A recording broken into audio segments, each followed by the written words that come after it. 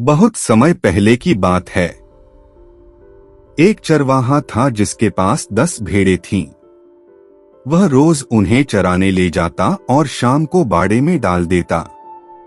सब कुछ ठीक चल रहा था कि एक सुबह जब चरवाहा भेड़ें निकाल रहा था तब उसने देखा कि बाड़े से एक भेड़ गायब है।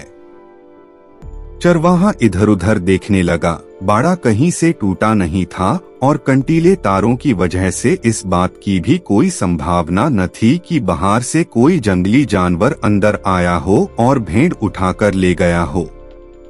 चरवाहा बाकी बची भेड़ों की तरफ घूमा और पूछा, क्या तुम लोगों को पता है कि यहाँ से एक भेड़ गायब कैसे हो गई? क्या रात को यहाँ कुछ हुआ था?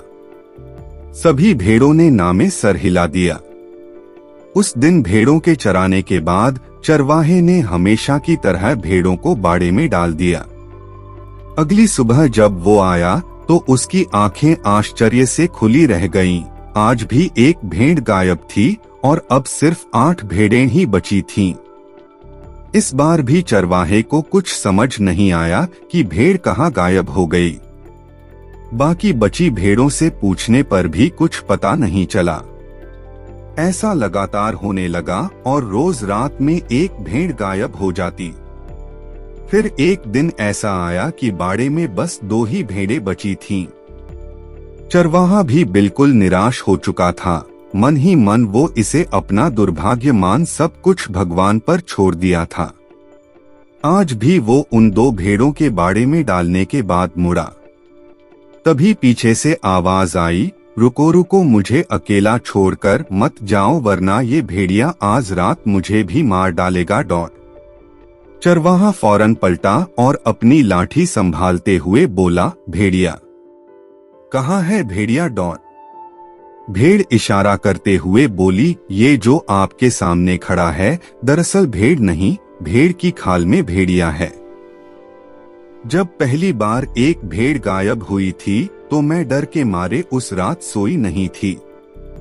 तब मैंने देखा कि आधी रात के बाद इसने अपनी खाल उतारी और बगल वाली भेड़ को मारकर खा गया। भेड़िए ने अपना राज खुलता देख वहां से भागना चाहा, लेकिन चरवाहा चौकन्ना था और लाठी से ताबड़तोड़ वार कर उसे वही ढेर कर दिया। चरवाहा पूरी कहानी समझ चुका था और वह क्रोध से लाल हो उठा। उसने भेड़ से चीखते हुए पूछा, जब तुम ये बात इतना पहले से जानती थी तो मुझे बताया क्यों नहीं? भेड़ शर्मिंदा होते हुए बोली, मैं उसके भयानक रूप को देख अंदर से डरी हुई थी। मेरी सच बोलने की हिम्मत ही नहीं हुई। मैंने सोचा कि शायद 1-2 भेड़ खाने के बाद ये अपने आप ही यहाँ से चला जाएगा, पर बात बढ़ते बढ़ते मेरी जान पर आ गई और अब अपनी जान बचाने का मेरे पास एक ही चारा था, हिम्मत करके सच बोलना। इसलिए आज मैंने आपसे सब कुछ बता दिया। चरवाहा बोला, तुमने ये कैसे सोच लिया कि 1-2 भेड़ों को मारने के बाद वो भेड़िया यहाँ से चला जाएगा? भेड़िया तो भेड़िया होता है, वो अपनी प्रकृति नहीं बदल सकता। जरा सोचो, तुम्हारी चुप्पी ने कितने निर्दोष भेड़ों की जान ले ली। अगर तुमने पहले ही सच बोलने की हिम्मत दिखाई होती तो आज सब कुछ कितना अच्छा होता। दोस्तों, भेड़ की तरह हम में से ज्यादातर लोग तब तक चुप्पी मारकर बैठे रहते हैं जब तक मुसीबत अपने सर पे नहीं आ जाती।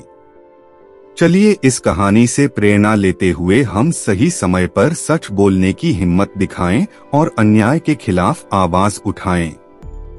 दोस्तों, वीडियो अच्छी लगी हो तो ज्ञान की गागर चैनल को सब्सक्राइब करें।